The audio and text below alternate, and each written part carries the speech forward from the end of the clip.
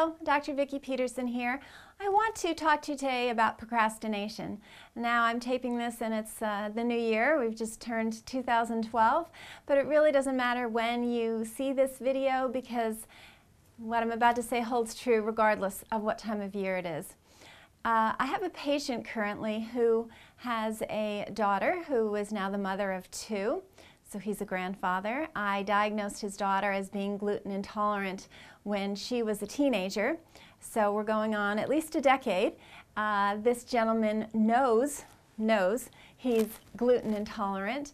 He has tried to get away from gluten. He feels much better. He and his daughter are kind of genetically very much alike, so he knows that to be true. He has seen in his granddaughters that they are gluten intolerant. It's very clear to him, except that he hasn't done a test. And he's been putting this off and putting this off and putting this off for about a decade. And it's such a crime, it's such a shame. And I see this all the time. Family members where one spouse comes in and does a program and feels terrific, and then a year later or more sometimes the other spouse comes in and says, oh, I don't know why I waited so long. So procrastination, it just doesn't get you healthier. So regardless, as I said, of when you're seeing this, let's make a step. So let's have step one be an easy step, which is to start drinking more water. Most Americans are dehydrated. What we should be doing is drinking half our body weight in ounces of water per day. So if you weighed 200 pounds, you'd be drinking 100 ounces of water. And for many people, that's probably 10 times more than they drink. So if you hardly drink any water, you can start with maybe 4 cups a day, so that would be 32 ounces. That would really only be proper if you weighed 64 pounds, but that's okay. Everything on a gradient. So start with drinking water. Try to drink it away from meals if you can, or before meals, but not just afterwards. It kind of dilutes your digestive juices. You will find that the more water you drink, the more water your body wants. That's a little bit of a transition. It takes some time, but it does occur. You'll also be detoxifying, which is good, leading up to our second step, which is to find out if you're gluten intolerant. Now, I know for some people this is easier than others. I hear from people from all over the world. Some have access to testing. There is testing for celiac disease. They should be doing a blood test for TTG. That's a little t and a capital TG. And also AGA, that's anti-gliadin antibody. So both of those blood tests should be done for celiac. For gluten sensitivity, Celiac Labs has a great test. I know it's a kind of a specialty lab and not everybody has access to that, but the anti-gliadin antibody test that's part of the celiac panel also shows that the body's reacting to gluten.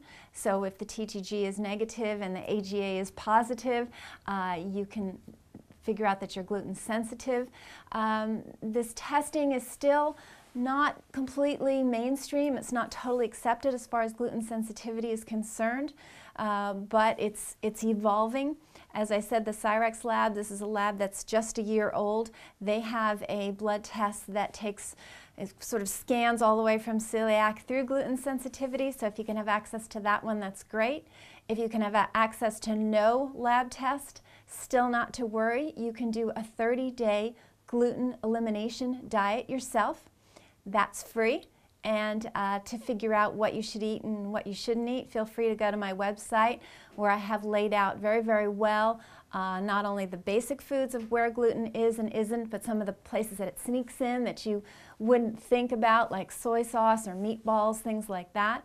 So that's on our website, which is healthnowmedical.com.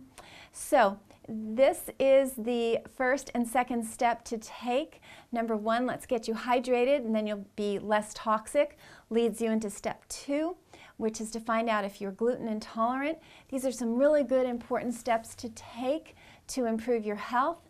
And then when you've done those, let me know and we'll get on to the next phase of how to get healthier this year or whenever you're watching this. There's no time but now to start. If it's a Monday, you don't have to wait till next Monday. If you know that you should be eating a certain way and you messed up on lunch, you don't have to wait till the next day or the next week to get back on the program. Just start with your next meal. So if you know you're a procrastinator, just have certain rules for yourself that maybe don't allow that procrastination to set in so deeply. With this particular gentleman I'm talking about, I finally got him to take the test, and lo and behold, no surprise, it was positive. Now I can't get him in the office to hear the results. Had to call him on the phone to tell him.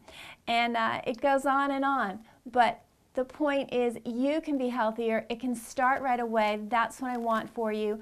Please call me, write to me, let me know how you're doing and any other help you need. Until next time, I wish you very good health.